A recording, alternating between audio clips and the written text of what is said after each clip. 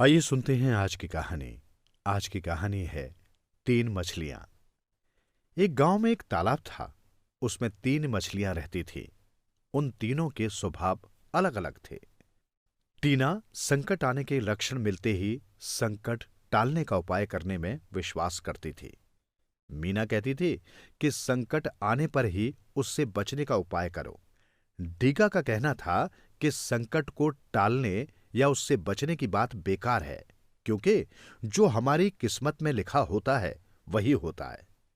एक दिन शाम को मछुआरे तालाब से मछलियां पकड़कर घर जा रहे थे। उस दिन बहुत कम मछलियां उनके जाल में फंसी थी, इसलिए उनके चेहरे उदास थे। तभी उन्हें झाड़ियों के ऊपर मछलीखोर पक्षियों का झुंड जाता दिखाई दिया। सबकी चोंच में मछलियां दबी थी। वे उन्हें देखकर चौंक गए। एक ने अनुमान लगाया, दोस्तों लगता है झाड़ियों के पीछे तालाब से जुड़ा जलाशय है, जहां ये मछलियां पल रही हैं। दूसरे ने पूछा, जलाशय क्या होता है? पहले ने बताया, जलाशय में पानी गहरा होता है, इसलिए उसमें काई तथा मछलियों का भोजन सूक्ष्म पौधे उगते हैं। इतनी ज्यादा झाड़ियों के कारण वो हमें दिखाई नहीं देता।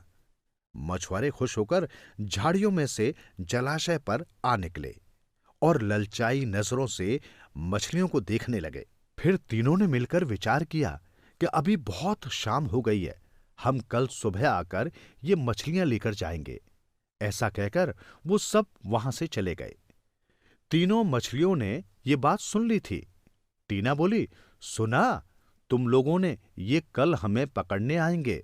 ऐसा करते हैं, हम यहां से कहीं और चलते हैं।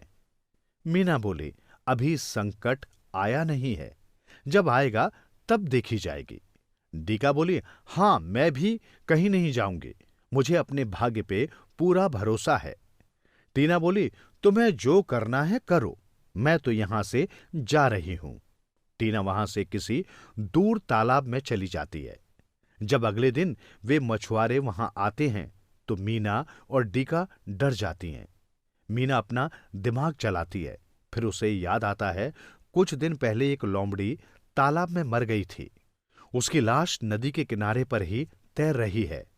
वो वहां जाती है और लोमड़ी के पेट के अंदर घुसकर उसकी सड़ी बदबू अपने ऊपर लपेटकर ले आती है।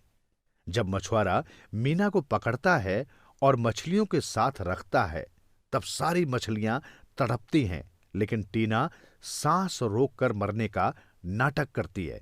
तो वो मछुआरा टीना की सड़ी बदबू के कारण समझता है ये मर चुकी है।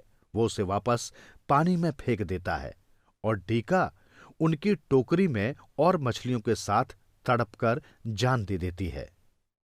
तो दोस्तों, हमें इस कहानी से ये सीख मिलती है कि हमें कभी भाग्य के भरोसे हाथ पे हाथ रखकर नहीं बैठना चाहिए।